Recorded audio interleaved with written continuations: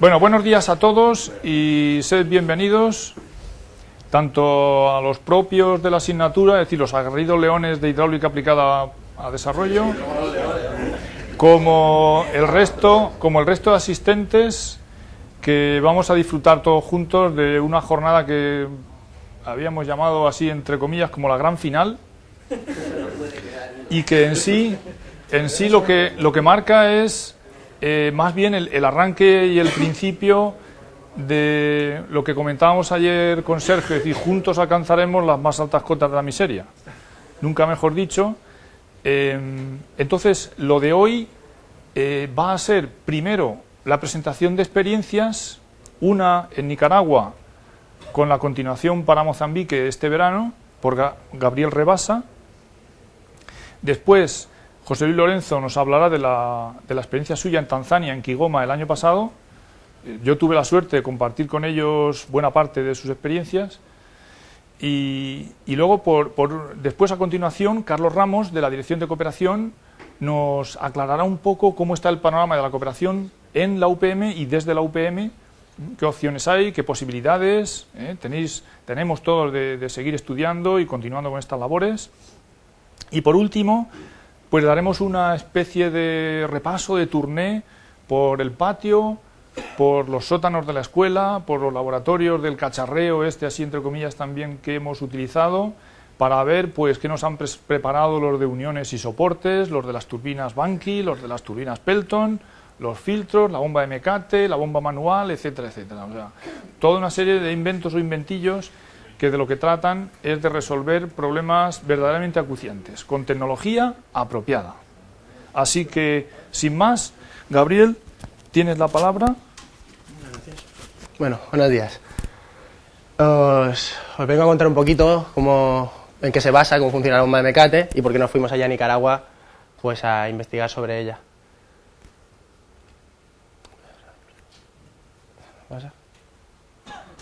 Bueno, esto es un poco cómo va a transcurrir la presentación. Por objetivo, una descripción general de la bomba, donde veréis cómo es el funcionamiento, hay una pequeña animación. Esto que veis aquí como modelo BM1 y BM2 es una denominación que le hemos dado para no llamarlas bomba convencional y sobrelevada. Simplemente se conoce como BM1 a la convencional, o sea, la que extrae el agua hasta el nivel del suelo, y la sobrelevada, pues la que consigue esa sobrelevación. Luego sacaremos las ventajas e inconvenientes y un poco de las memorias, las visitas que realizamos en Nicaragua, de fabricantes y entidades que trabajan con la bomba, y luego las posibilidades reales de implantación. Bueno, pues como os decía, el objetivo del trabajo está marcado en un proyecto mayor, que es el de hacer una transferencia tecnológica de la bomba de mecate a Mozambique, implementarla en centros de salud y demás. El porqué de que nos fuéramos a Nicaragua fue porque a oídos del profesor Mancebo y de ISF llegó pues el conocimiento de esta tecnología de la bomba de mecate, y a raíz de investigar un poco cuáles eran sus raíces, dónde se trabajaba con ella, pues descubrimos que Nicaragua era un país que por sus condiciones utiliza mucho la bomba de mecate, ya que allí tienen mucha agua, pero toda el agua superficial está contaminada, entonces tienen que extraerla del subsuelo, y como que esta es una forma de extraer agua muy barata, pues les compensa. Por si alguien no sabe dónde está Nicaragua, país de Centroamérica. Y bueno, un poco la descripción de la bomba. Exacto, simple fabricación. Eso es un concepto muy importante porque estamos hablando de cooperación. Por lo tanto, no es coherente ni es adecuado una tecnología excesiva. Es muy eficaz y, sobre todo, tiene la ventaja de que todos los materiales y las reparaciones son sencillas en la bomba. Puede legar agua desde 50 metros, lo cual parece mentira, pero es real, porque lo hemos visto in situ. Y para la profundidad media que se trabajaría en Mozambique, el nivel freático aproximado, unos 12 metros de profundidad, pues se consiguen datos de 200.000 litros a la hora, lo cual es una buena... Y ahora tenéis la animación sobre cómo funciona la bomba. Es el circuito de los pistones, cómo recorren, y al subir por arriba encierran un volumen de agua. Ese volumen de agua lleva hasta arriba y es depositado y se almacena en el depósito. Esto sería el modelo convencional, como os decía, que hemos denominado PM1, con el nivel de extracción a nivel de suelo. No tiene nada más. En la siguiente tenemos las partes que forman la bomba de mecate, las partes principales, polea tractora, la estructura de soporte de la polea, eje, rodamientos. En este punto, los rodamientos, al ser de difícil acceso, posiblemente en lugares como Mozambique o Nicaragua, se han llegado a soluciones alternativas y económicas. Luego la cuerda, obviamente, los pistones, tubería de bombeo de retorno y la guía inferior. Ahora hablaremos un poquito de cada una, lo que esto podemos pasarlo un poco rápido, porque tampoco no creo... La polea tractora, simplemente su función es la de posibilitar la tracción, una buena tracción con la cuerda y los pistones, para que al generar la fuerza necesaria para girar, se aproveche toda. Pasamos de foto y veréis aquí es una representación en 3D, donde se ve un poco la estructura, cómo se sujetan las poleas, y la solución tan inteligente que han adoptado, que es utilizar el perfil de un neumático, que al ser de caucho tiene muy buena adherencia y tiene una durabilidad muy larga. Luego la forma nube, que genera un buen agarre también, y básicamente son estas las principales características. Siguiente. Una foto de una polea tractora. Siguiente. Las ruedas. Luego la estructura de la polea, obviamente la principal característica es que tiene que ser lo suficientemente rígida como para mantener una buena sujeción de la polea tractora sin excesivos movimientos, y permitir la altura adecuada para la manivela, ya que generar el esfuerzo a una posición incómoda pues puede generar dolores a la persona que la está utilizando. En la siguiente veremos una foto de las estructuras. Suelen realizar en acero. El eje. Sobre el eje hay que decir que obviamente lo ideal sería un eje calibrado, pero adquirir ejes calibrados en según qué sitios se hace complicado. Por lo tanto, se solía utilizar ejes sin calibrar, lo cual tiene un pequeño defecto, pero obviamente se puede utilizar, o sea, es correctamente utilizado. Los rodamientos, como hemos dicho, obviamente tienen mucha más suavidad. La vida útil de un rodamiento que se utilizaría para un motor, por ejemplo, aplicado a una bomba de mecate que gira mucho más lenta, la vida que tiene es imposible que se rompa, pero tiene el incremento de coste y la dificultad de adquirirlo. La siguiente vemos alguna foto de cómo se realiza la unión entre el eje y el rodamiento y cómo se sujeta. Bueno, la cuerda. La principal característica de la cuerda, normalmente se utiliza como material polipropileno, perdona. Pero la característica es que sea un material que con el contacto del agua no pierda sus características, no se pudra, no se alargue, y bueno, uno de los materiales que las cumple es el polipropileno, que es el que utilizan allí, sobre todo en Nicaragua. Esto es un pequeño detalle de cómo se debe unir la cuerda del mecate, o sea, la cuerda o mecate, como la denominan allí, para que en caso de que se destense, porque el punto de tensado obviamente es muy importante, si se destensa la cuerda vas a perder agarre y baja el rendimiento muchísimo. Por lo tanto, es importante colocar la unión de la cuerda correctamente para que sea fácil de soltar, volver a retensar y colocarla. Los pistones. Los pistones es la parte de la bomba encargada, digamos, de encerrar el volumen dentro de la tubería. Lo importante del pistón es su ajuste. Es un ajuste libre. Tiene aproximadamente entre 0,2 y 0,5 milímetros entre el pistón y la tubería. Que aparece mucho, pero al ser un movimiento continuo, lo que un pistón pierde lo recoge el siguiente, y a efectos del que ve salir el chorro de agua, tú no notas una intermitencia, no es intermitente, sino que es continuo el chorro. Aquí tenéis fotos de los pistones. Ellos lo realizan, en Nicaragua lo realizan con PVC fundido mediante moldes. El pistón es una de las partes de la bomba en la que hay más variantes. Desde luego esta es posiblemente la mejor, la de generarlos así. La forma cónica del pistón es para facilitar su entrada en la tubería de impulsión. Tubería de bombeo y retorno, no tiene más que decir que su diámetro influye importantemente en la resistencia que genera el agua. Si tú quieres si quieres conseguir mucha profundidad, obviamente tendrás que utilizar tuberías de menor diámetro, porque si no el peso de la columna de agua es excesivo.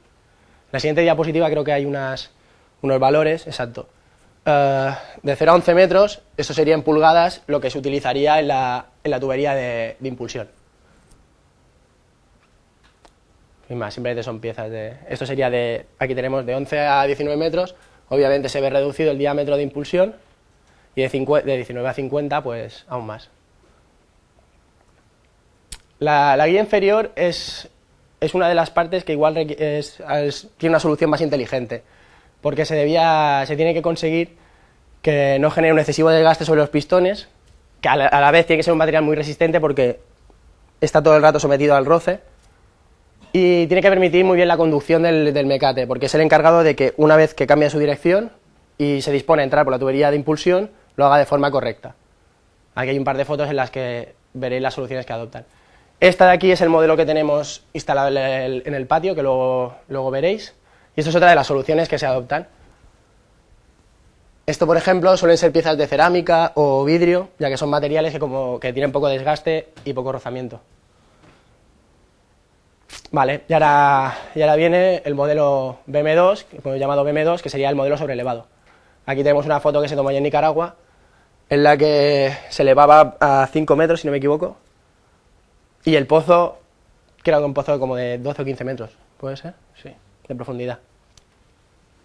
Bueno, las diferencias entre el modelo BM1 y BM2 simplemente es que la estructura de sobrelevación y una segunda polea que se coloca arriba, obviamente, y luego puedes tener alguna dificultad a la hora del guiado de la cuerda, ya que al tener que pasar por la segunda polea, a veces se tiene que conseguir o se tiene que generar excentricidad con una tercera polea o alguna guía de algún tipo, pero no tiene mayor problema. Y ahora pues hablaremos de las tres partes diferentes o que pueden variar entre una y otra.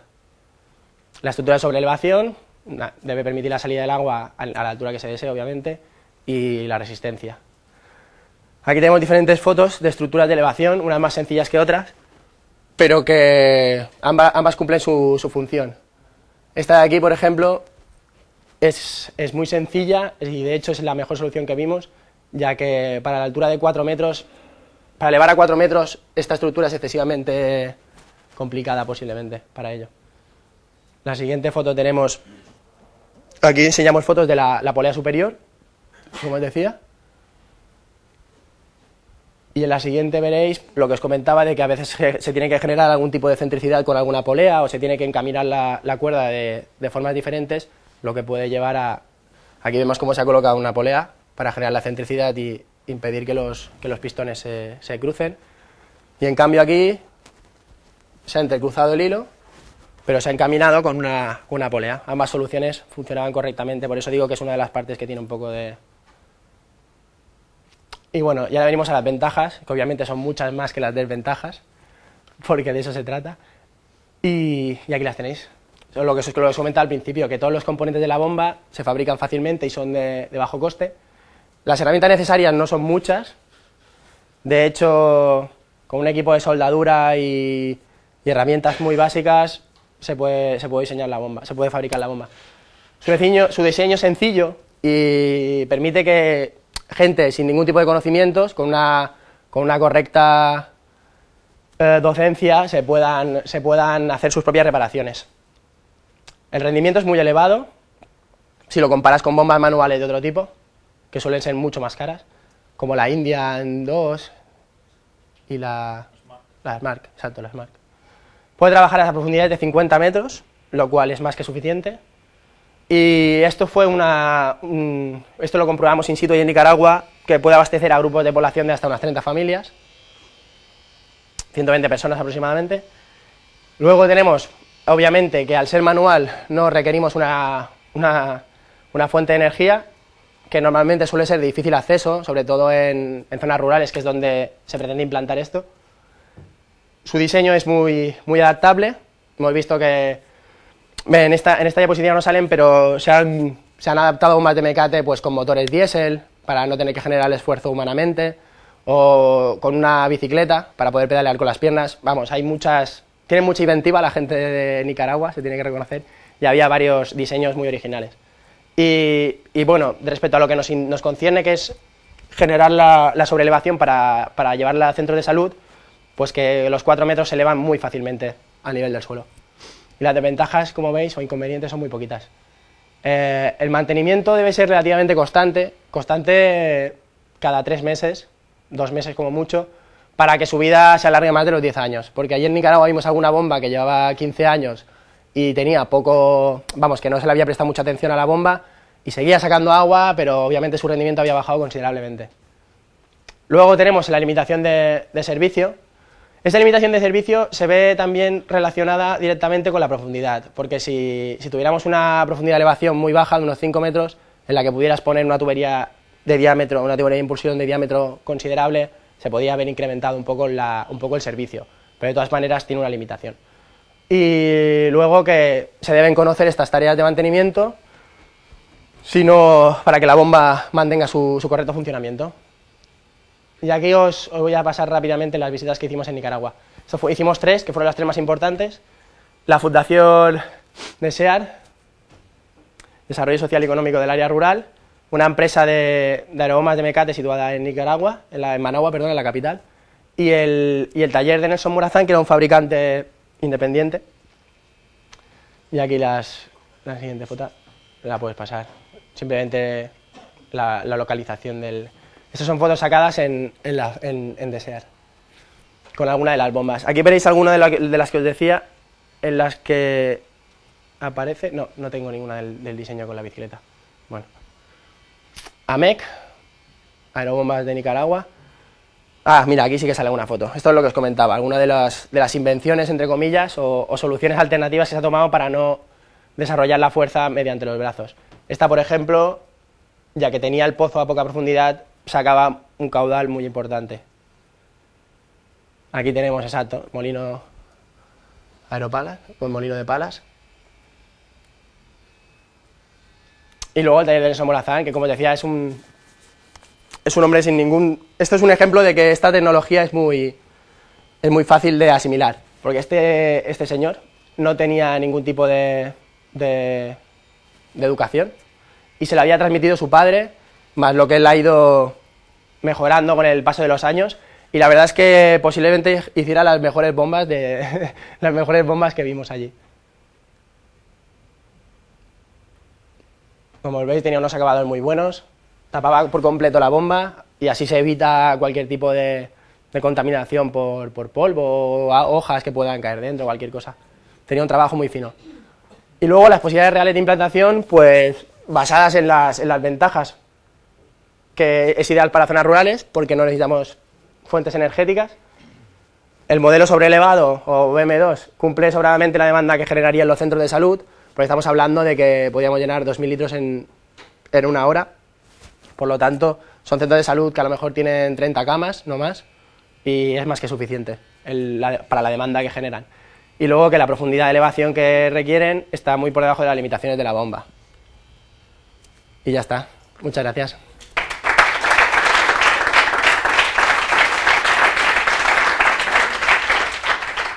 Bueno, no hay que olvidar un último factor en este tema, y es Nelson Morazán, os vais a dar cuenta inmediatamente del asunto. Nelson Morazán es un antiguo guerrillero del Frente Sandinista de Liberación Nacional, que después formó parte del ejército y luchó contra la Contra durante otros 3 o 4 años, y que con los girones se marchó ya a su pueblo, no sé si derrotado o no, y que ahí con su padre o su abuelo estuvieron trabajando en la bomba de Mecate y en otra serie de inventos. Y de ese modo, pues este señor se gana la vida. Es una manifestación más de cómo pequeñas políticas de desarrollo salvan a la gente también, a los propios que se involucran en estos temas. Y el caso de una cooperativa con las mujeres, también nos lo comentaron. Una cooperativa de mujeres a las cuales se les iban a entregar 2 bombas de Mecate y ellas solicitaron que en vez de entregarles 2 bombas de Mecate se les diera una subvención para generar ellos una fábrica y fabricarlas ellas mismas. Y han generado una fábrica. Bueno, pues el relevo ahora lo tiene José Luis, o sea que adelante José Luis. Bueno, empecemos. A ver. Vale, yo voy a contar mi experiencia en el viaje que he hecho este agosto pasado a Tanzania, a un proyecto de ISF, de Ingeniería Sin Fronteras, y bueno, con una bolsa de viaje de la Politécnica. Bueno, vamos a dividir la presentación en 2 partes. Una primera parte que va a ser la parte más técnica, o bueno, la parte de trabajo, y una segunda parte que será un vídeo que muestra un poco la parte más humana del viaje. A ver si podemos poner un pie en África. Pues empecemos. Bueno, vamos a hacer una introducción a lo que es el país y a la zona, Kigoma, que es una región dentro de Tanzania. Luego vamos a hablar de lo que está haciendo ISF en esa zona concreto. Y finalmente hablaremos del trabajo que hemos hecho nosotros en concreto, como grupo de cooperación de la UPM. Y finalmente hablaremos de lo que viene por delante. El futuro después de esta experiencia pues seguirá. Tanzania, bueno, para el que no lo sepa, yo no lo sabía antes, está en la zona del África Este, rodeado, bueno, debajo de Kenia, la zona de los Grandes Lagos y Océano Pacífico. Índico, perdón. Están al lado. Bueno, comentemos un poco una introducción, los datos, la realidad, ¿no? Que los datos siempre es lo que nos pone en nuestro sitio. Hay que intentar ver los números como personas, que es lo que son, porque si no perdemos la visión de la realidad. Es un país de 40 millones de habitantes, más de 40, con un territorio lógicamente mucho más grande que España, porque la densidad de población es muy baja. Dentro del índice de desarrollo humano que hace la ONU, pues está el número 152 de 179, o sea, entre los 30 últimos, y ha subido 10 puestos en los últimos 4 años. O sea, que demuestra que están haciendo las cosas bien, porque en 4 años, bueno, parece que el gobierno está cooperando un poco y está comprendiendo que tiene que poner de su parte. Renta per cápita, $362 anuales. Tasa de mortalidad, 70 muertes cada 1000 nacimientos. En Francia o España tenemos 3-4 muertes cada 1000 nacimientos, o sea, son 15 veces más, 16 veces más. Y expectativa de vida en nacer, 51 años y pico, que es bastante poco. En España, 80. Luego el SIDA, pues es una pandemia en la zona, junto a la malaria y enfermedades diarreicas, pues si tenemos 1,6 millones de enfermos de SIDA, más o menos igual de malaria y de enfermedades diarreicas, pues imaginaros.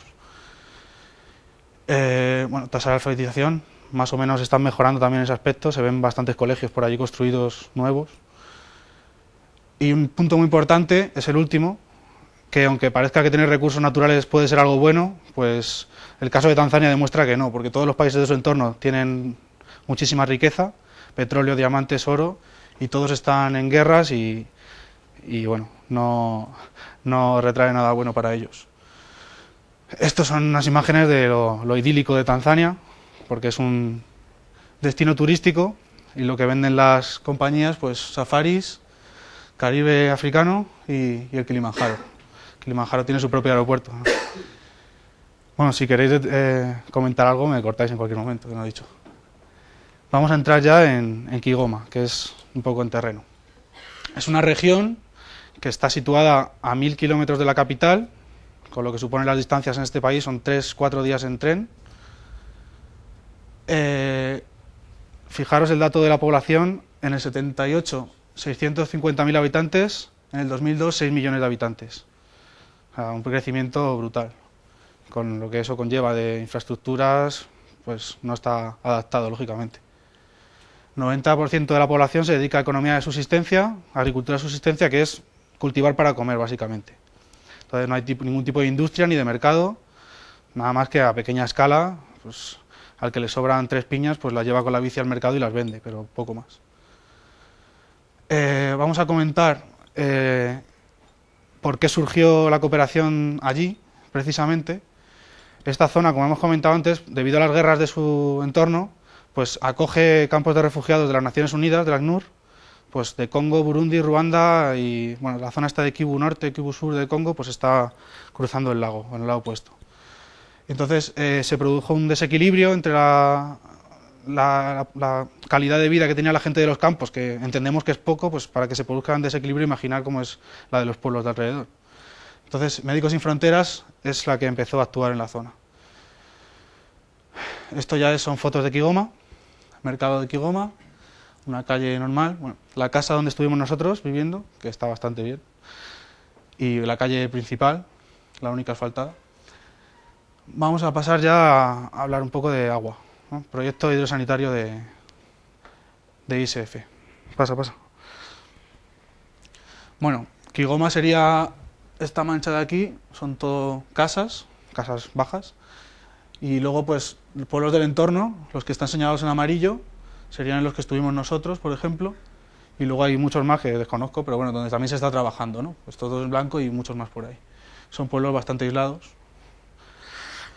Y bueno, se ven las distintas fases. En principio comenzó siendo un proyecto de Médicos Sin Fronteras, luego se traspasó a Ingeniería Sin Fronteras, colaboraron un tiempo y luego ya pues ha heredado el proyecto y se ha convertido en un programa, que es plurianual, que ha ido incrementando la ambición. Bueno, objetivos, sobre todo, abastecer de agua potable a los habitantes de la zona durante todo el año. Los parámetros de cálculo que utiliza Ingeniería Sin Fronteras, ya basados en la experiencia y en la técnica, lógicamente, 25 litros de agua por persona y día, un parámetro bacteriológico, son 10 coliformes, máximo 10 coliformes en 100 mililitros, que es inaceptable en Europa, pero bueno, allí incluso inaceptable en la ley tanzana, pero no se puede llegar a cero, claro, que es el límite. 500 metros máximo de cualquier punto de agua a una vivienda y 250 personas por punto de agua, que no está mal.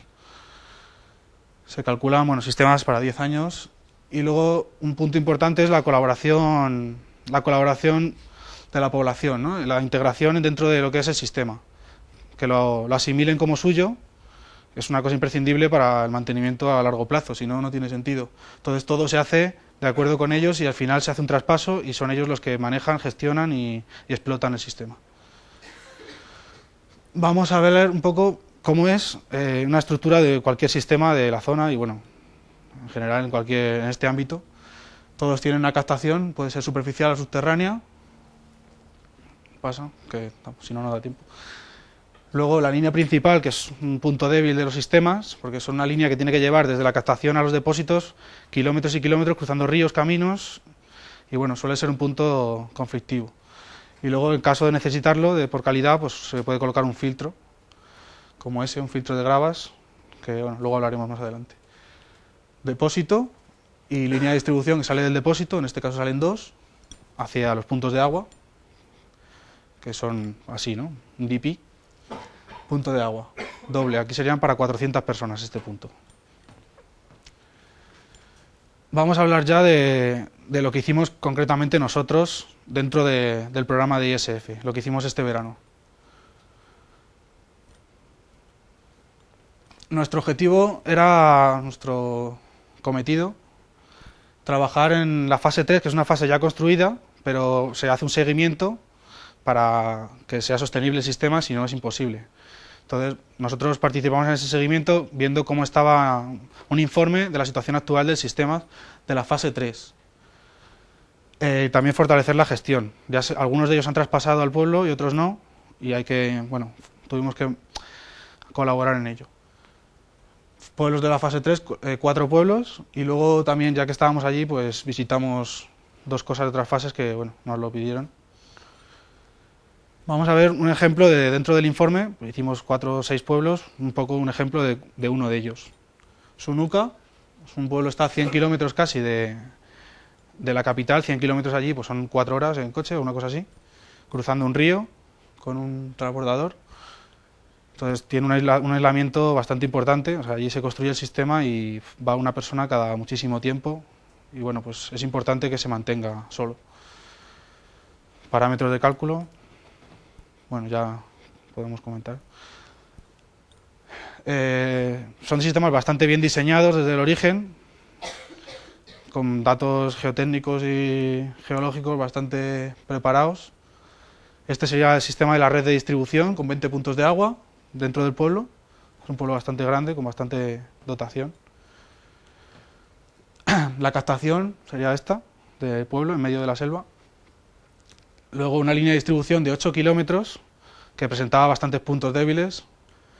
Tenemos aquí un paso de un cauce de un río. Se ve perfectamente cómo tiene una fuga de agua en una junta que está mal soportada.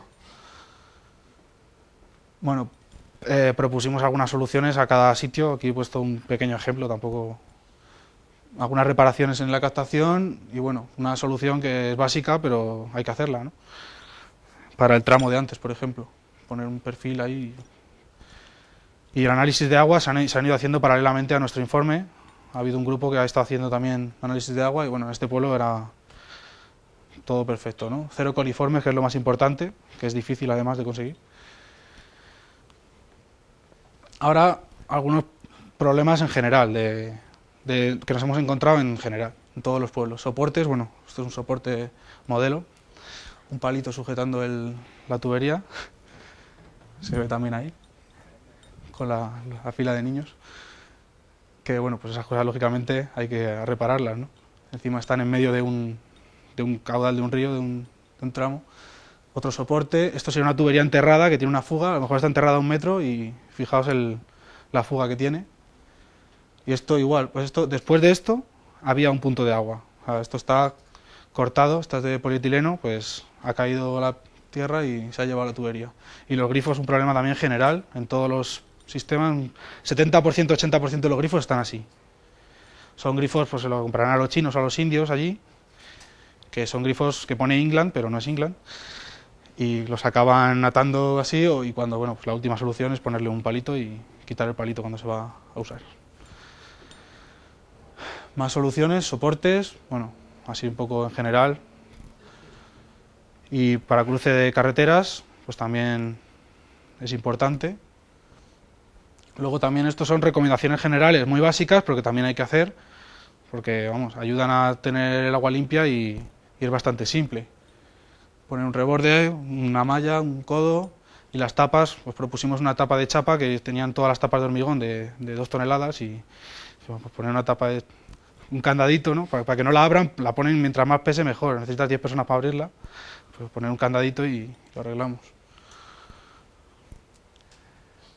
El informe, las conclusiones generales que le dimos a ISF fueron que la mayoría de los sistemas son perfectamente viables y operativos y sostenibles, solo que hay que hacer unas pequeñas reparaciones simples como arreglar los grifos o cambiar el sistema de grifos y los soportes de la tubería principal, tener cuidado con ellos.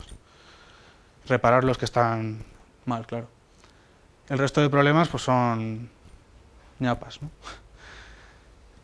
También se reactivó, pues las WUAs son las asociaciones de usuarios locales, ¿no? Water User Associations. Y bueno, estas son las otras fases, también lo incluimos en el informe, pero no está incluido en el presupuesto. Ya no sé si lo harán.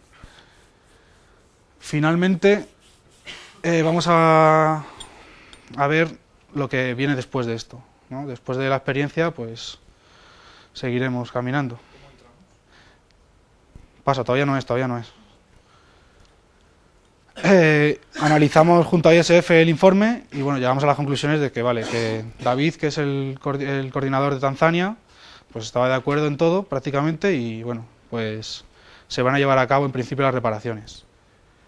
Después de esto llegaron datos de informe de análisis de agua que nos decían que había algunos sitios que era un poco alarmante, ¿no? Los sistemas ya construidos y en funcionamiento con niveles bacteriológicos bastante altos. Entonces, en la misma reunión surgió por parte de David y nuestra, pues realizar un proyecto de fin de carrera que tratase ese tema, ¿no? Del filtrado de agua en zona rural y en eso estamos. La última. Pues estamos trabajando, pues estamos trabajando en el proyecto. Bueno, hemos hecho un modelo que va a ser un poco de referencia, que lo veremos luego, y allí se pretende construir un filtro de similares características, lógicamente pues de otra escala, y hay un filtro ya construido que se ha visto antes en una foto que también hay que ponerlo en marcha y además de promover un poco un monitoreo de lo que es el análisis de agua para que no se olvide, ¿no? Y un poco un protocolo. Y nada, pues hasta aquí la presentación. Y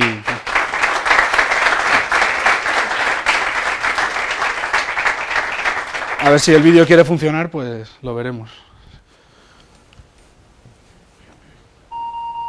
Los sueños cambiaron el destino de los hombres y de las naciones. Compañerito, machulita, era cosa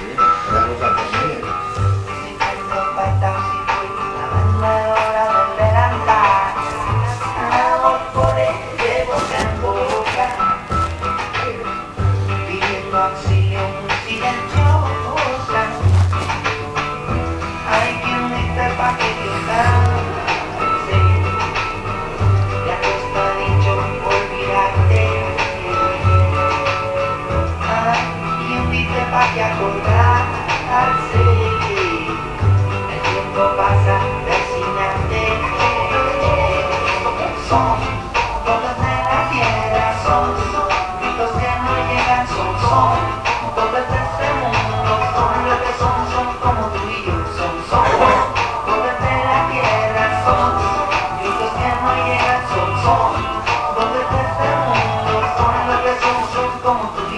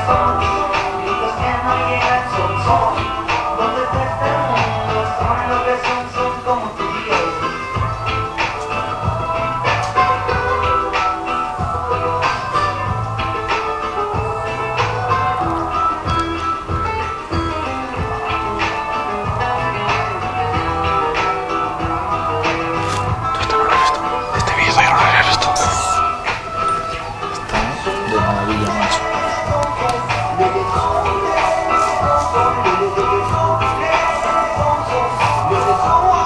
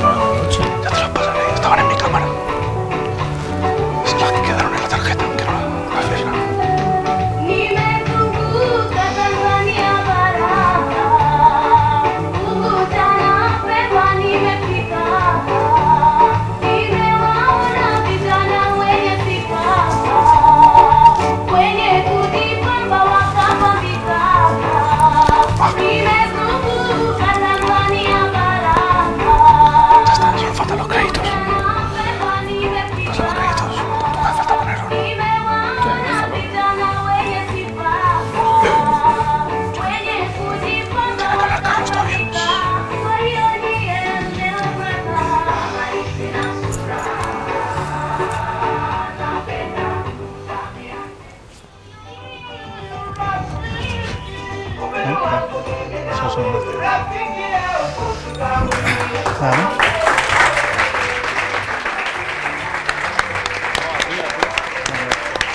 A la gente del vídeo, ¿eh? Ya está, ¿no?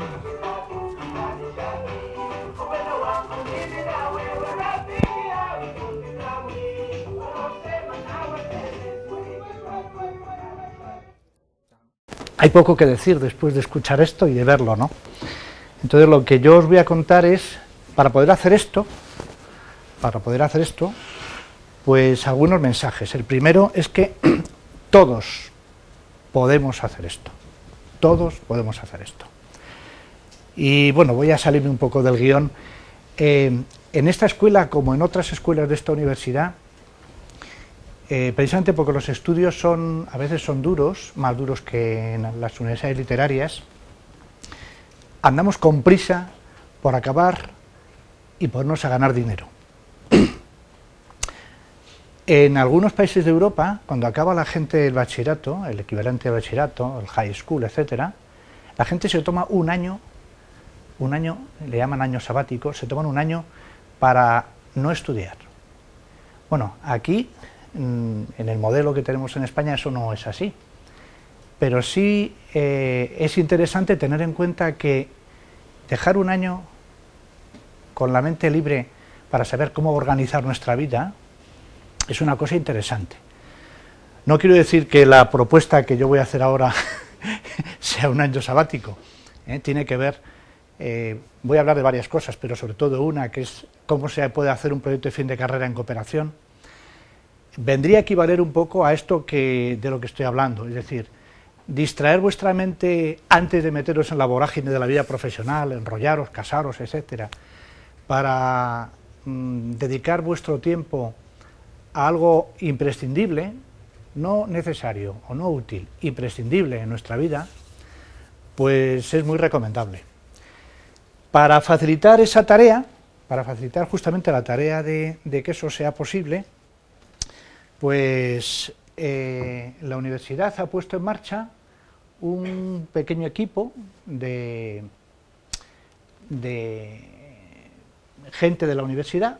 Yo soy un técnico que trabaja aquí, pero José Antonio es profesor, y la gente que estamos en este equipo, pues somos también miembros de la comunidad universitaria. Hay algún becario, algún estudiante también en esta historia. Y nuestra pretensión es poner en marcha pues toda una serie de iniciativas que permitan que la gente de la comunidad universitaria, no solamente los estudiantes, también los profesores y el personal de administración, se incorporen, primero incorporen su mente a esta película, ¿no? Es decir, que piensen un poco que tenemos que devolver parte de lo que nuestros antepasados han ido rapiñando en otros países, en otros terrenos del mundo. Es decir, la cooperación no es ni más ni menos que el cumplimiento de la obligación moral que tenemos de devolver algo que no nos pertenece solo a nosotros, que es de ellos.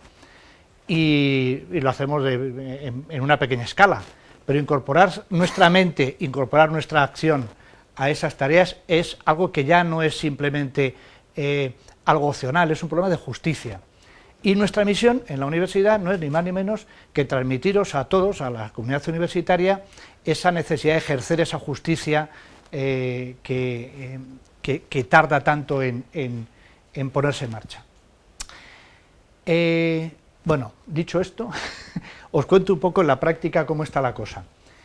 Hace como 4 años se creó esta Dirección de Cooperación para el Desarrollo. Ese pomposo nombre responde a 4 o 5 personas que curramos un montón, con muchas ganas y con mucha ilusión, justamente en los programas que hemos ido poniendo en marcha, creando, para facilitar el que vosotros y toda la comunidad universitaria se pueda vincular a actividades de cooperación para el desarrollo. Empezamos en muchos sitios y poco a poco lo que hemos hecho ha sido ir con la experiencia, estamos aprendiendo cada día.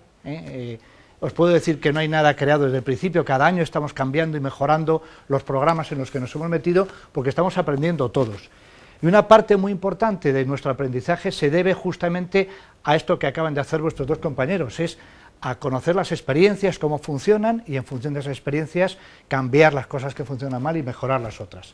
Una de ellas ha sido, empezamos a funcionar en 17 países del mundo, en países de escaso desarrollo humano, y no es que hayamos bajado en el número de países, pero lo que sí queremos es ir concentrando la actividad de cooperación de la Universidad Politécnica en zonas muy específicas, hay muchas donde elegir, desgraciadamente, pues zonas muy específicas que permitan una acción continuada y a la vez ganar en eficacia porque hay terreno ya abonado y no tener que llegar a un sitio y empezar a descubrir qué es lo que se puede hacer. Ahora mismo eso está vinculado en alguna medida al plan de cooperación, al Plan General de Cooperación de España.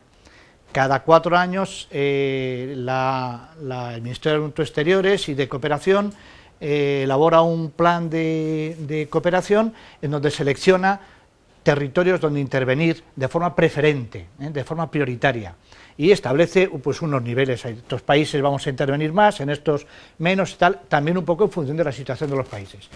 La Politécnica se vincula un poco a ese programa y también tiene algunas zonas estratégicas que por otras razones pues a la universidad le interesa intervenir en ellas. ¿Cuáles son? Pues son Centroamérica, el área andina y el África subsahariana.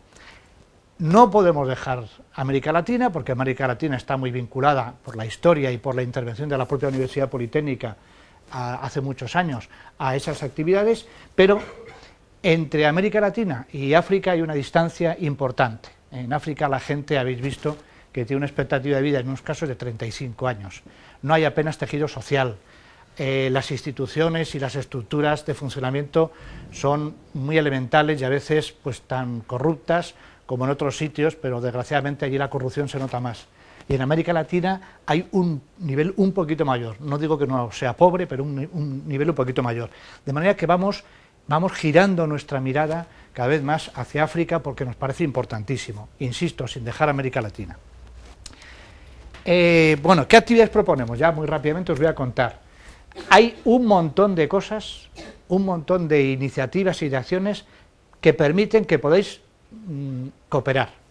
No es necesario irse 6 meses a Tanzania, no es necesario, es bonito, es importante, pero no es lo único que se puede hacer. Lo digo porque hay gente que dice, no, es que yo pues colaboro con el sueldo que tengo que ganar a mi familia porque no tenemos suficiente, porque hay gente parada. Bueno, hay muchas iniciativas. Seguramente el programa estrella de todos los que hay aquí es el de las becas de proyectos de fin de carrera para el desarrollo, del que voy a hablar un poquito más. Pero hay unos proyectos de cooperación que financia la universidad y en la que son proyectos promovidos por los grupos de cooperación de la UPM, uno de cuyos grupos pues es el que en el que está metido José Antonio Mancebo y otros miembros de los que estáis aquí, y que se han ido, bueno, ahora hablaré también de los grupos de cooperación. Digo, proyectos de cooperación que algunos de esos proyectos son proyectos plurianuales que cada año van buscando iniciativas nuevas dentro de un mismo territorio, y yo señalaría uno muy específico, porque es un proyecto que está avalado o tutelado por Naciones Unidas, que se llama Comunidades Rurales del Milenio, y que supone una apuesta de la Universidad Politécnica muy importante. Es un programa de intervención integral en un territorio.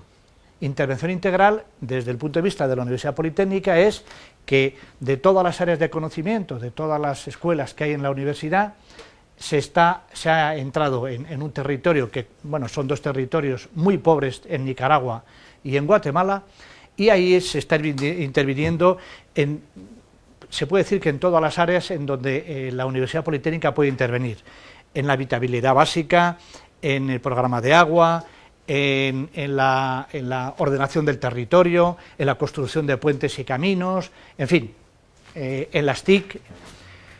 Bueno, pues para eso están los proyectos de cooperación. A la gente que no puede irse mucho tiempo, o no le interesa, o por otras razones no lo hace, pero sí que le interesa conocer, meter la nariz en el mundo de la cooperación, están las ayudas de viaje. No se puede, lo más caro de un viaje de este tipo, la supervivencia o la vida en un territorio de esto suele ser barata. Vuestros compañeros que han estado pueden decir que para bien o para mal, pues el coste de la vida es bajito, pero los viajes son los más caros. Bueno, la universidad ayuda a financiar justamente los viajes para la gente que quiera cooperar, bien con los grupos de cooperación de la universidad, bien con ONGs muy vinculadas a la universidad, como es ISF, o como Agrónomos Sin Fronteras, o como Cerca y Lejos. Hay varias, bueno, hay una asociación de alumnos por la cooperación en Montes, gente que ha estado cooperando, pues alumnos, hoy alumnos todavía, han creado una asociación en Montes, de la que están tomando nota ahora mismo otros compañeros vuestros de aeronáuticos, para ponerlo en marcha. A la vez, en aeronáuticos se va a crear un grupo de cooperación. Este año se han creado 4 grupos de cooperación, ahora os cuento qué es eso, que es una cosa estupenda. Pero además hay otras iniciativas y sitios donde meter la nariz.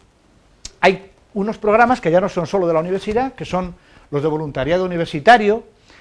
Es un programa de Naciones Unidas para irse 6 meses a 45 o 50 países del mundo. Os puedo decir que, decirme un país, bueno, pues de los países con necesidades están todos en ese paquete. Es un programa en el que colaboran 28 universidades españolas, la Politécnica es una más, alumnos de la Politécnica y de otras universidades de Madrid están colaborando en la maltrecha administración que tienen en los campamentos. Bueno, pues llevamos 3 años colaborando en esa actividad. Es decir, que hay un montón de cosas donde se puede meter la nariz. ¿Qué son los grupos de cooperación?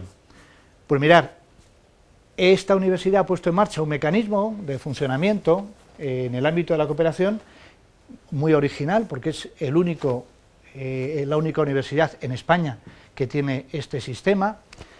Y lo mismo que se han puesto en marcha grupos de investigación, que son grupos transversales que permiten que profesores, en este caso sobre todo profesores y becarios de investigación de cualquier escuela de la universidad, pueda ponerse de acuerdo con otros profesores y becarios de investigación de la universidad, de otros centros, para poner en marcha un proyecto de investigación o investigar en un ámbito cualquiera. La universidad tutela y apoya a esos grupos, es decir, esos grupos se constituyen libremente, nadie decide con quién te tienes que juntar, sino que la gente puede ponerlo en marcha en función de sus intereses, no solamente profesionales, sino de investigación, etcétera. Pues esa estructura de los grupos de investigación, que también existe para la innovación educativa, es decir, para buscar nuevos métodos de educación, de formación, se ha trasladado a los grupos de cooperación, al mundo de la cooperación. Profesores de distintas escuelas y alumnos y PAS pueden crear grupos de cooperación en la universidad, unidos por el interés de la cooperación, pero en muchos casos unidos justamente por el mismo tipo de actividad profesional que desarrollan. De hecho, la mayor parte de los grupos de cooperación de la Politécnica son grupos de cada uno de los centros, de cada una de las escuelas. Aquí hay un grupo, el grupo que insisto, que inició José Antonio, pero en agrónomos hay 5, en Montes hay otro potentísimo, en informática, 25 grupos. En 3 años pasamos de nada a 25 grupos de cooperación, es decir, que esto tiene una potencia y una vitalidad en la universidad espectacular, y hay muchas universidades que nos han pedido que vayamos a contarles cómo funciona eso de los grupos.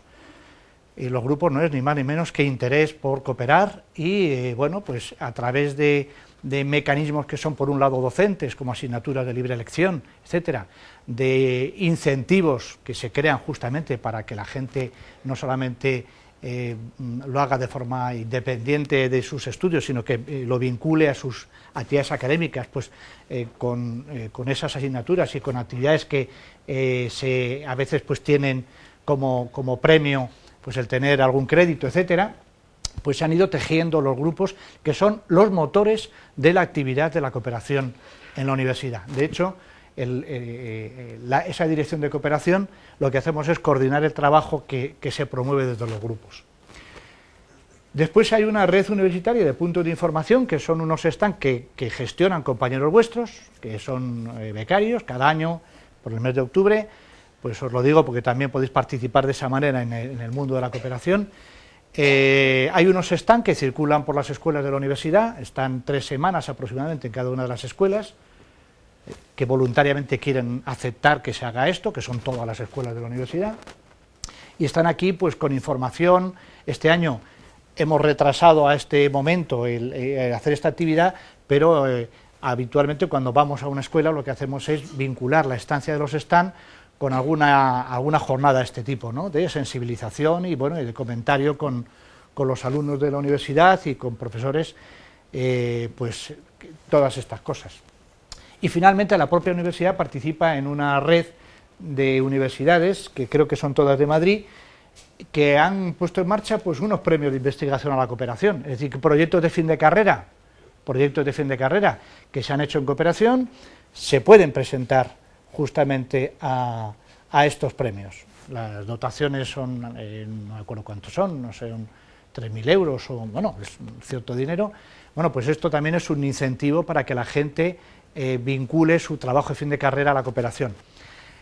Os quería comentar, para que os hagáis una idea de la importancia que tiene el que miremos hacia la cooperación, si el 10% de las actividades de investigación o de los proyectos de fin de carrera, que también son trabajos de investigación, de los trabajos de investigación que se hacen en la universidad, tuvieran como objetivo el mundo de la cooperación o fueran replicables en el mundo de la cooperación, esta universidad estaría colaborando al mundo de la cooperación con 300 millones de pesetas, bueno, el equivalente pues al año, con que solamente el 10% fuera replicable, es decir, no necesariamente destinado a investigar en el mundo de la cooperación, pero esto que habéis hecho, que estáis haciendo aquí, la bomba de mecate, los sistemas de filtraje, etcétera, esto es transferencia de tecnología al mundo de la cooperación, esto tiene un valor, y este es lo que la Universidad Politécnica puede hacer, coger y colaborar con la transferencia de investigando y transfiriendo esto a los países de escaso desarrollo humano. Bueno, pues después de esta historia os cuento muy rápidamente de qué van esto de los proyectos de fin de carrera. Se convocan una vez, bueno, es un programa que está financiado por la Universidad Politécnica y la CAN, cada vez pone menos dinero, pero en fin, hay que citarla porque de momento son los que ponen algo,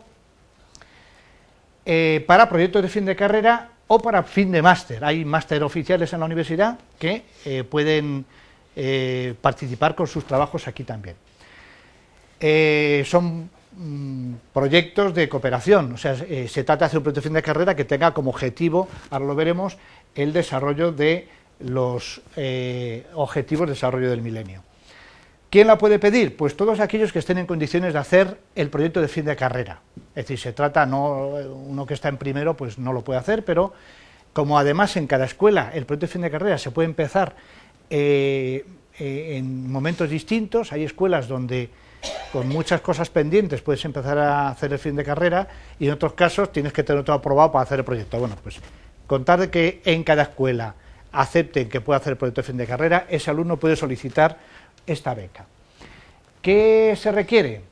Bueno, pues los proyectos de fin de carrera están destinados a la solución de problemas concretos de desarrollo, es decir, cuando hablo de problemas concretos en ámbitos de escaso desarrollo humano, estoy hablando no solamente como el tema de la aplicación de una bomba de mecate a la solución de agua en Kigoma.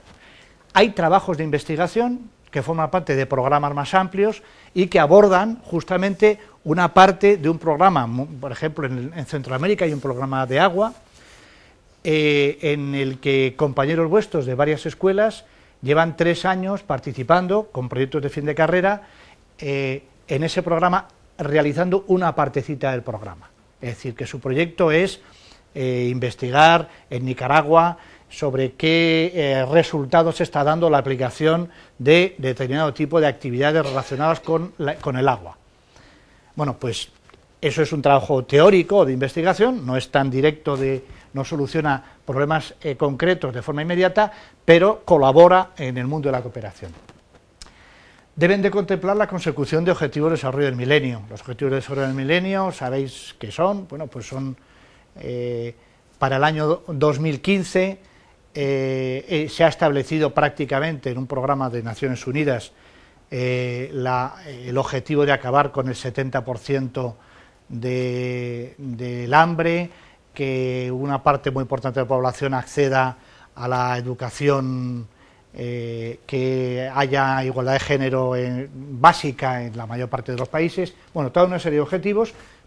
Los proyectos tienen que enfocar o abordar alguno de esos objetivos. Debe ser un proyecto ejecutable. Se trata no de hacer una cosa teórica. La diferencia entre un proyecto de fin de carrera que se hace aquí, en un laboratorio de la escuela, y un proyecto que se hace allí, es que a veces los proyectos que se hacen aquí, y no hablo de esta escuela porque no lo conozco mucho, pero conozco otras, un proyecto de un arquitecto hecho aquí, en su casa, y en la escuela, pretende resolver una asignatura, aprobar una asignatura, y a veces no se fija, bueno, entra mucho más en el diseño y en la búsqueda de estética que en la solución de problemas concretos. Aquí, necesariamente, cuando uno se va a Nicaragua y ve las condiciones de vida que hay, busca sistemas que, como habéis escuchado, sistemas para lo que sea, para la construcción, para la elaboración de herramientas, para la construcción de carreteras, etcétera, que sean no solamente ejecutables, sino que además puedan ser ejecutados porque los medios que se utilizan, las herramientas que se utilizan y el mantenimiento van a ser posibles. De manera que ese proyecto hecho ahí es un proyecto muy real, que tal vez es una de las aportaciones, aparte de la cosa moral de que os he contado al principio, de vincularse a solucionar problemas de injusticia, etcétera. Bueno, se me ha ido. Pues además es un aprendizaje, supone un aprendizaje profesional de primer orden, porque os enfrentáis con problemas que hay que solucionar, y entonces eso es importante, porque y sois vosotros además los que tenéis que solucionarlo, ¿no? Hay una colaboración ahí del...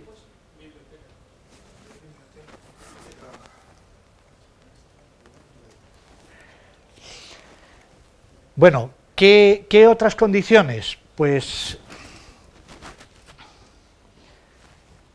el proyecto tiene que tener en cuenta las propuestas de la comunidad a la que va dirigido. Interesante el tema de tener que contar con la gente los beneficiarios del proyecto, de manera que eso que debería hacerse siempre, no siempre pasa.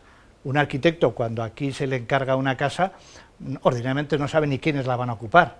Bueno, pues muy interesante desde el punto de vista también profesional, el contar justamente con los usuarios para saber qué es lo que necesitan, porque os diré que en el primer programa que se puso en marcha hace un par de años, el 20% de los alumnos que se fueron de becarios, el 20% cambió el proyecto de fin de carrera, cuando estaba allí. ¿Por qué? Pues porque había diseñado un proyecto, e incluso inicialmente le habían hecho la sugerencia de un proyecto, que cuando llegó allí la gente le dijo, pues yo os cuento uno en concreto, era una chica de agrónomos que se fue a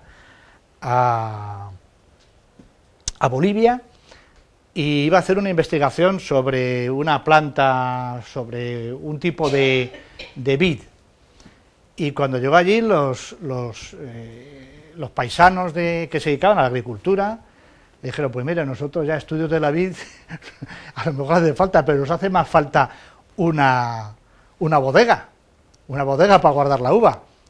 Y esta chica, que era una compañera vuestra, yo no he hecho una bodega en mi vida. Pero bueno, Bolivia, en el norte de Argentina, que está cerca, pues se enteró, investigó, se enteró que allí se construían bodegas, se fue un mes allí, se asesoró con gente, se fue a Bolivia y hizo una bodega, proyectó una bodega y la bodega está funcionando muy bien, o sea, es una magnífica bodega, muy elemental, sencilla, pero que resolvía el problema. Bueno, pues se trata de eso. O sea, bueno, evidentemente lo que estamos haciendo cada vez más es evitar que la gente se vaya con un proyecto que luego tiene que cambiar, En eso hemos avanzado bastante. Bueno, que tenga garantías de sostenibilidad y además que esté como os decía antes, en un país que esté incluido en el plan de cooperación, el plan director de la cooperación española. En esta convocatoria se ha cerrado ya uno de los primeros plazos de presentación de solicitudes, ya hay 15 compañeros vuestros que se están marchando, este año se van a Tanzania, no es un proyecto de ISF, es un proyecto de Agrónomos Sin Fronteras, a Nicaragua, a Guatemala, a Honduras, a Perú, a Guinea Ecuatorial, a Marruecos y a Mozambique. Mañana se va un compañero vuestro de caminos a Mozambique. Mañana a Mozambique un compañero vuestro. ¿Cómo funciona esto? Pues hay que presentar unos papeles, que luego vemos alguna cosa de utilidad. Hay una comisión de selección que evalúa, la dotación de la beca son 5.000 euros, para que os hagáis una idea, bueno, hay 1.000 euros para gastos de viaje y 525 euros mensuales para gastos de alojamiento, y hay una cantidad que se entrega, que es el 16% de eso, que se entrega al regreso con la entrega de un informe final que hacéis y un informe del cotutor, que ahora os digo, perdonad, bueno, para que os hagáis una idea, 525 euros mensuales es más dinero que el que gana el rector de algunas universidades latinoamericanas. Quiero decir que con 525 euros vivís como señores en esos sitios, o sea que se puede subvenir muy bien a las necesidades de vida durante esos 6 meses. Y bueno, las 5.000 euros están muy bien, ¿eh? De hecho, hay gente que nos ha sugerido, compañeros vuestros, que se bajara el pistón de los 5.000 euros para que hubiera más becas, porque el problema es que hay un volumen importante de demanda de becas. O sea, afortunadamente cada vez hay más compañeros vuestros que solicitan estas becas. Bueno, hay unos gastos también de seguro, vacunas y visado que van incluidas. De todo lo que hay aquí, que son documentación y tal, los que van con un asterisco son los más importantes. La carta de motivación, donde tenéis que decir por qué queréis ir, porque hay gente que dice, no, es que me parece una cosa preciosa ir a conocer un mundo. Kenia me gusta porque he visto unas fotos, este no es el motivo real, ¿no? No se excluye, es decir, ya de paso pues viajáis, veis un país que no conocéis, pero lo importante es que tengáis la cabeza puesta en que vais a colaborar en solucionar problemas. El currículum tiene que ver, pues hombre, se tiene más en cuenta gente que tiene unos antecedentes de voluntariado o de cooperación que el que no tiene ni idea, porque independientemente de que es muy bonito y de que las fotos que habéis visto dan para pensar que es muy bonito todo y muy idílico, os vais a países de escaso desarrollo humano, países del tercer mundo, donde no todo está asegurado. Pues en estos 3 años ha habido gente que se ha ido a Centroamérica, donde ha habido huracanes importantes y bueno, ha habido que intervenir en algún caso, pues en sacar de la selva a compañeros vuestros que estaban trabajando allí. En Cuba este año hubo un huracán importante que pilló a uno de vuestros compañeros en una zona por donde pasó el huracán, no hubo muertos en esa zona, pero se quedó sin nada, es decir, perdió hasta menos los calzoncillos que llevaba puestos, los demás lo perdió todo. Y hubo que, bueno, pues repatriarlo. Pero son gajes del oficio, entra dentro de lo posible, de lo razonable y de lo que es fácil de aceptar.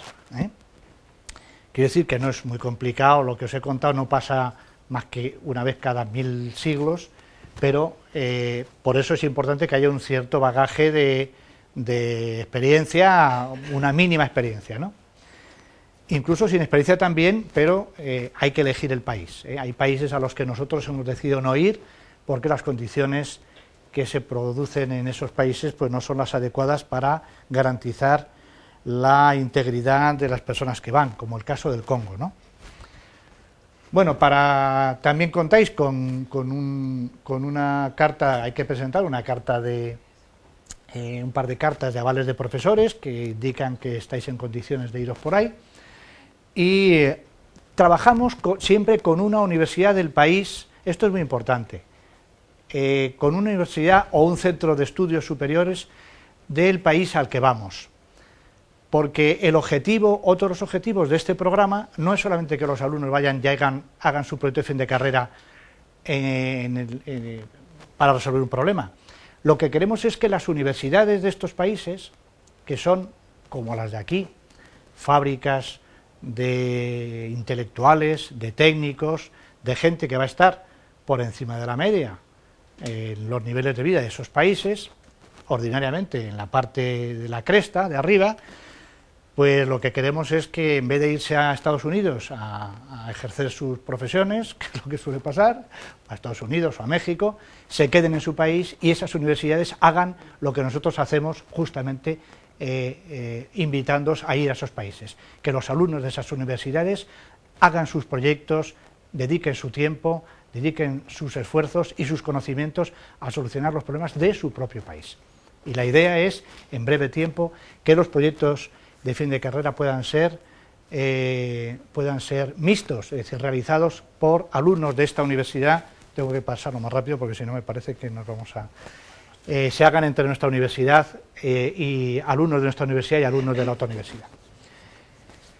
Bueno, no tiene mucho más, lo voy a dejar porque si no nos vamos a enrollar demasiado y ya me pasa mucho tiempo. Lo que sí quería indicaros es que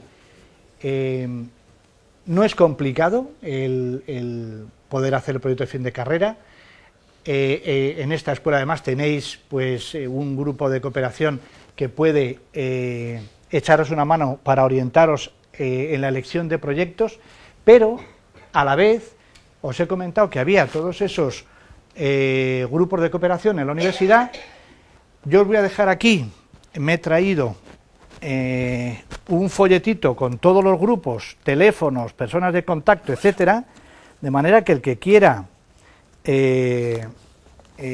aparte de que lo pueda hacer a través de esta escuela, el que quiera dedicarse a, o sea, buscar otros proyectos en otros lados, vais a tener la posibilidad de hacerlo contactando con los grupos de cooperación que existen en la universidad, que son, os he dicho, 25, de manera que yo se lo dejo a José Antonio, a los compañeros del grupo de cooperación, y aquí tenéis pues un montón de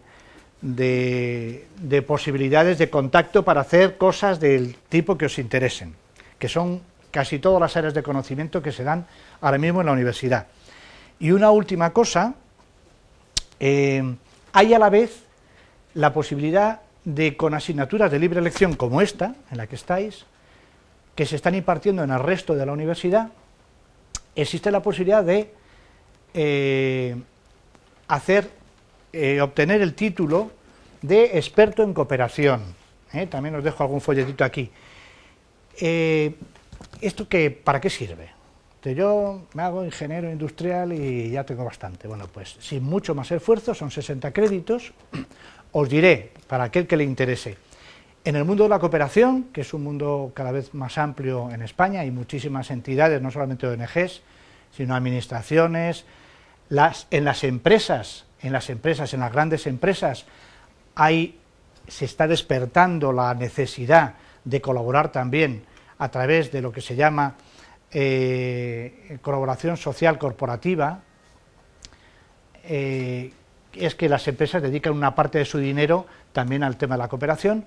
Bueno, pues en ese mundo de la cooperación, los técnicos de áreas tecnológicas, los expertos en cooperación de áreas tecnológicas son los más demandados. Quiero decir que también es una salida profesional.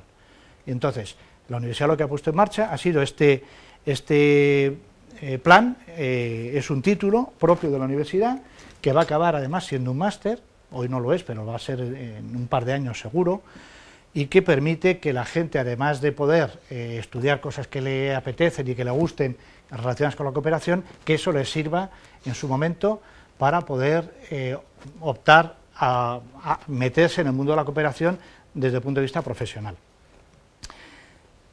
Y bueno, y nada más deciros una última cosa, y es que de los 70 compañeros vuestros de los 70 compañeros vuestros que se han marchado y han vuelto en cooperación, no ha habido ni uno solo que no haya dicho que esta no ha sido una de las experiencias más importantes de su vida. De manera que tenerlo en cuenta porque merece la pena. Muchas gracias.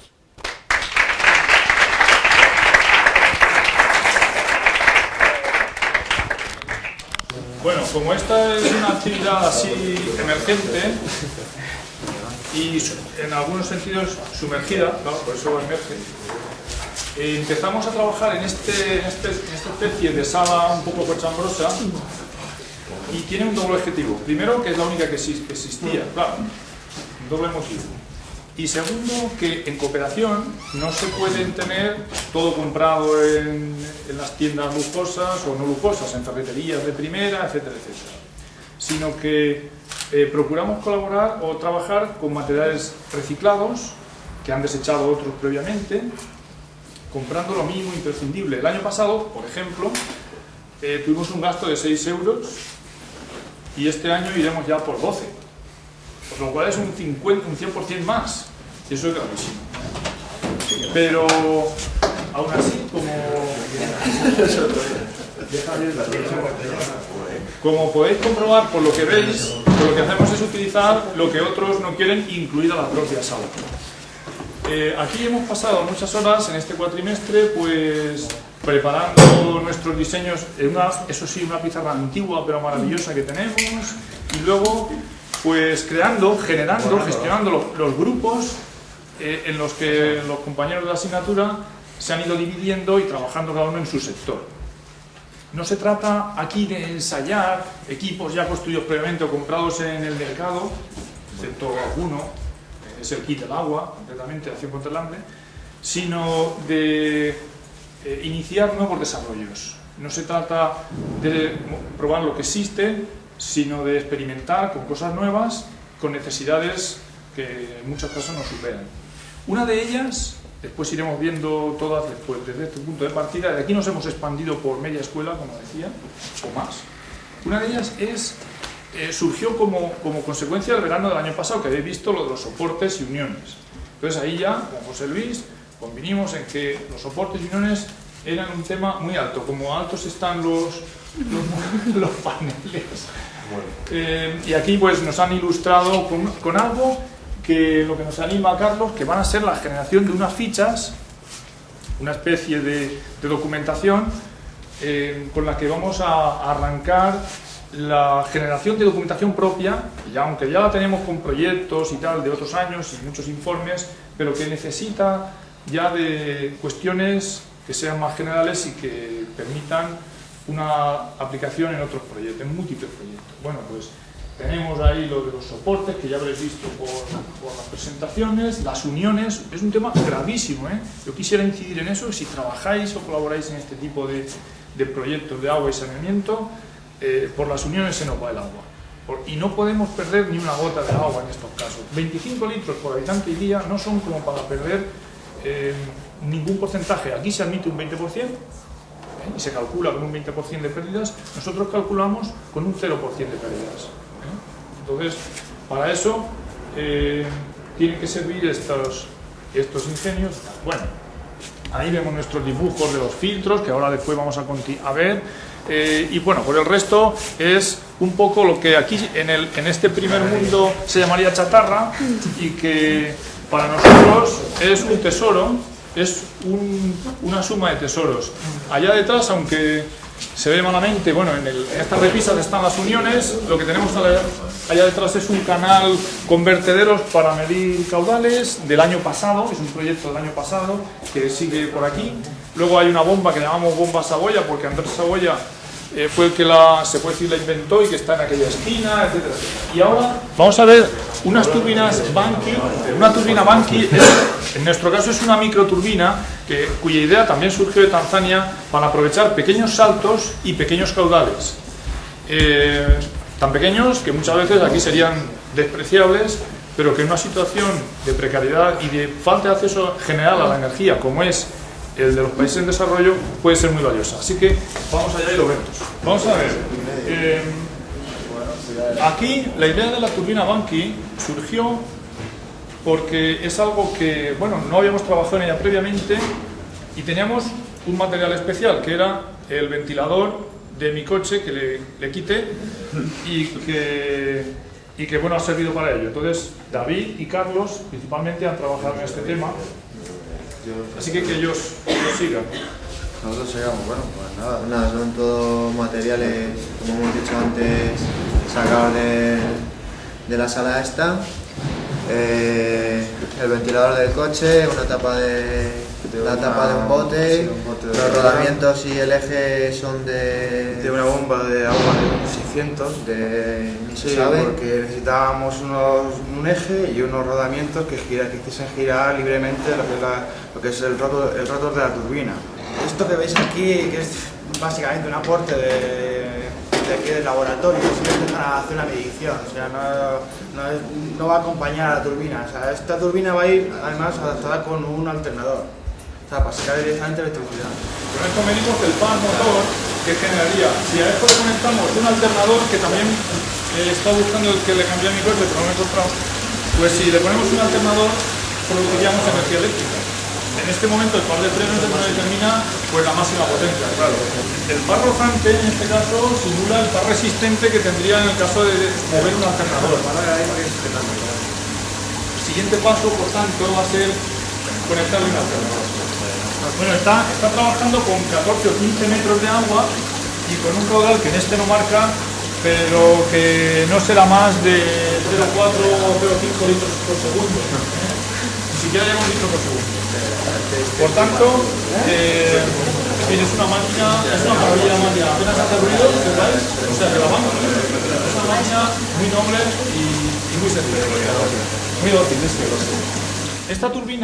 Esta otra turbina, bueno, surgieron dos necesidades. Una, la que habéis visto, y otra, esta. Lo que pasa es que con esta el equipo era más pequeño y no se ha llegado a tiempo de terminarla, para hoy, por lo menos para hoy.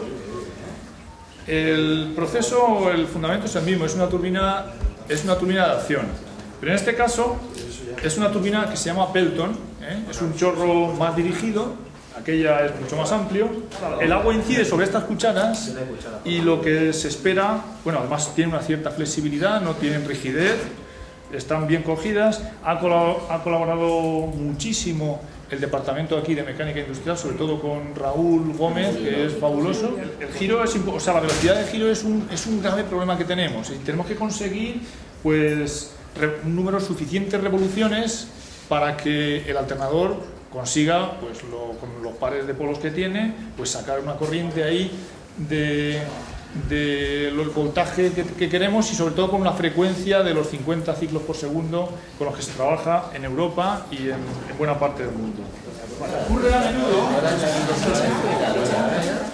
menudo que en los grifos, incluso del primer mundo, el agua sale con una turbidez tremenda. Se mide con un turbidímetro, por ejemplo, y luego pues para ver el contenido de colonias por 100 mililitros, por ejemplo, como antes ha dicho José Luis, se hace pues con una incubadora, etcétera, etcétera.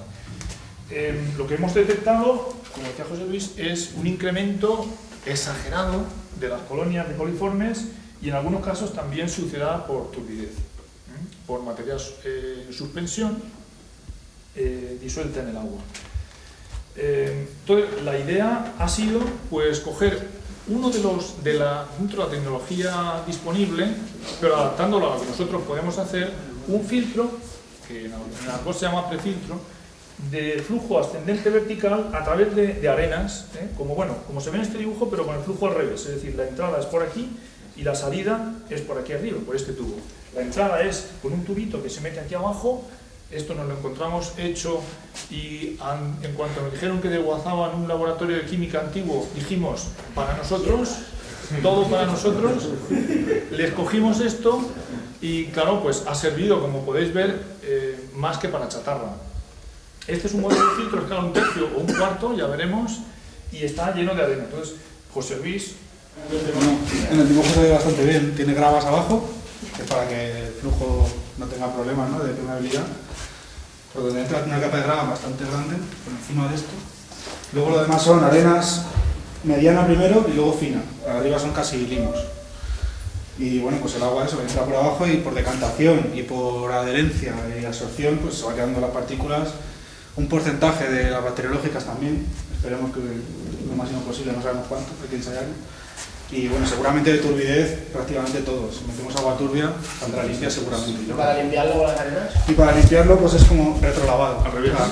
Metemos el agua por arriba y saldría pues por ahí y por aquí. Bueno, hemos hecho fotos de un poco el proceso que hemos ido haciendo desde el principio hasta el final, más o menos. Pero hemos tenido que cribar las arenas, hemos tenido gravas, arenas medianas y finas, que ha sido el trabajo más pesado, y luego hacer todo el tema de uniones en el depósito. Y luego el resultado final del agua limpia y un poco los detalles del depósito de arriba, las llaves y demás. Y poco. José Luis me ha pasado este agua del grifo, entonces con este turbidímetro es imposible, o sea, tiene mucho, en 5 unidades de turbidez, vamos, no lo alcanza ni por casualidad. Es decir, nuestra agua ahora, que la vais a ver, la podéis ver todos, es mucho más limpia y clara que la del grifo. Claro, entonces estamos trabajando con agua del grifo y se la estamos limpiando al canal de Isabel II. ¿De acuerdo? Esto es una seria competencia. La bomba de mecate, vamos a ver la primero, si queréis, o la manual, me da igual, la que queráis vosotros. Podemos verla, ya que estamos aquí, la bomba de mecate. Entonces, la elevación es hasta aquel nivel que vemos allá y vamos a ver si se consigue sin trampa ni cartón.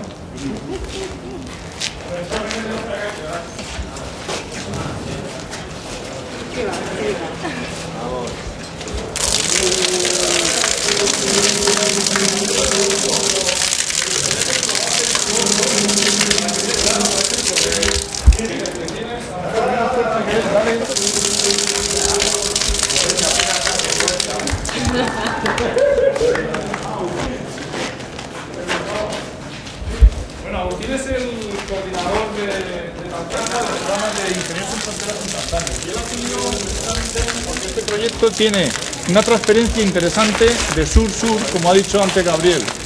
Entonces el interés es que este verano, Gabriel, con el entrenamiento del año pasado en Nicaragua y con con todos los problemas anotados que han ido surgiendo en la construcción, pues se marche una temporada a Mozambique bastante larga y que lo larga que sea preciso y que allí ayude tanto a la construcción, tanto a la fabricación, al diseño en planta del taller que tiene que construirla, como al montaje en sí de dos unidades, de dos bombas.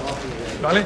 En Mozambique no conocen el sistema de bomba M2 o la bomba de Mecate 2, sino la 1. Entonces, esta, sin embargo, existe y elevar el agua hasta ese nivel supone tener agua en los puntos de agua del centro de salud con las ventajas que ello supone. En la actualidad, pues para que os hagáis una idea, los centros de maternidad no tienen ni agua, un centro de maternidad en Mozambique, en los centros de salud y en general el centro de salud. Tienen agua procedente en algunos casos de la lluvia, son aguas pluviales que son un poco malsanas en cuanto pasa un mes o dos. Esta es una bomba de émbolo sumergido que en vez de tener el pistón arriba lo tiene abajo, aunque no se puede apreciar. Que aquí hemos tenido que montar 2 válvulas antirretorno que nos han dado mucho quebradero de cabeza. Bastante. Sí, damos fe. Las dos claves eran la válvula antirretorno y las juntas, que como veis son de última tecnología. No, en realidad lo son, Y eso, ahí ya hemos conseguido que no perdiera lo suficiente y vamos, funciona. Las hemos hecho con cámaras de bici y luego las hemos pasado por encima con cinta aislante, pero bueno, todo esto no hubiera sido posible sin Raúl. Gracias, Raúl. Y bueno, en teoría tiene 25 veces aproximadamente que tendría que empezar a tirar agua. Pero claro, la carrera del pistón es como una cosa así, entonces si divides la distancia total entre la carrera del pistón tendría que dar más o menos 25.